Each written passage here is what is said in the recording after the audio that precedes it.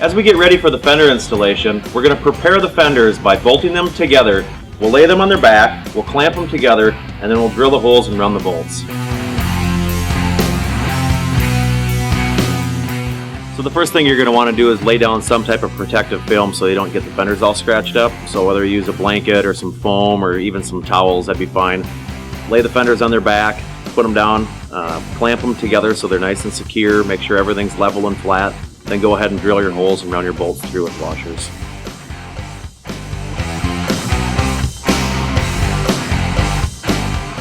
Now we're going to prepare the truck for the installation. The first thing we're going to do is dump the air out of the airbag suspension. You can see that the airbags are deflating. Next, this will give us 3/4 of an inch to 1 inch gap. Now the goal here is that the fenders will never rub on the tire. To ensure proper clearance on your fifth wheel, you're going to want to make sure you lift the fifth wheel. For this you can use a pipe or a piece of board or whatever. Now you can see that you have proper clearance for your trailer over your fenders.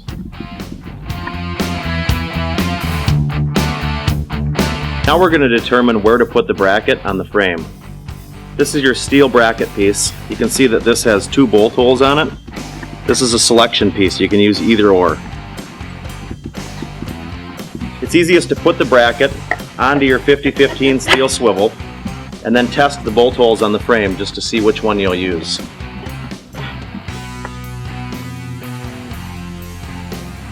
For us, it looks like this one.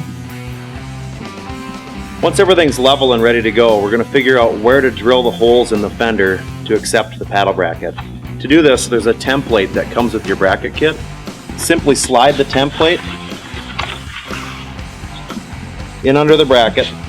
Now you can either tape this onto the fender, or you can hold the fender up, take a grease pencil, mark where your bracket goes, then take the fender off and drill your holes that way.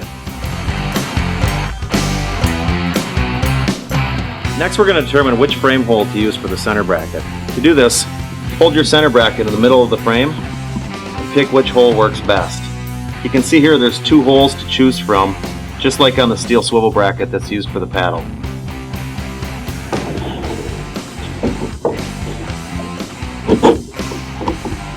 When we tighten the clamp on the bracket, you're going to notice that there's a spacer in between the clamp pieces.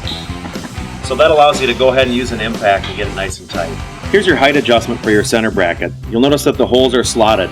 This allows you to move the fender bracket up and down. To put this on, you'll simply put it in the center bracket, keep the bolts loose until you get your height adjustment, then go ahead and tighten them up. Once your height adjustment piece is attached to the center bracket, it isn't yet attached to the fenders. And so what you'll do is you'll use these pre-designed holes to drill up through the fender and secure it to the fender piece.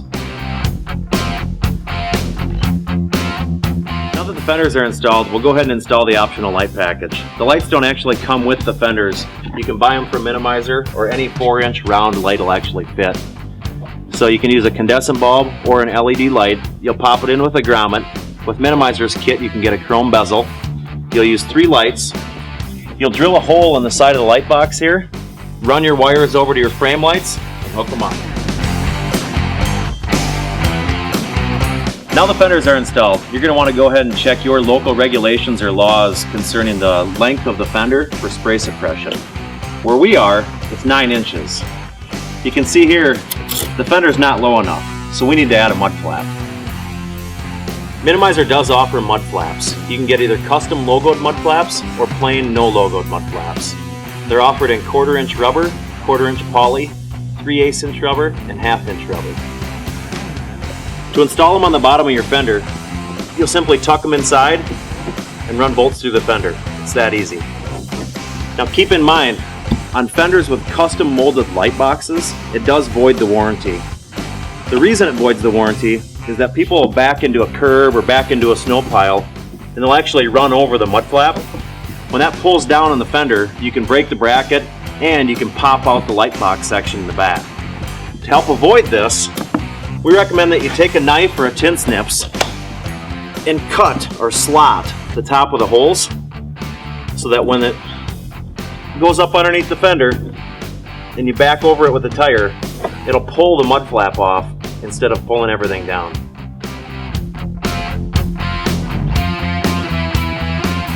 One of the things that you'll notice from the installation instructions is that they recommend that the bracket is no more than 10 inches from the bottom of the fender.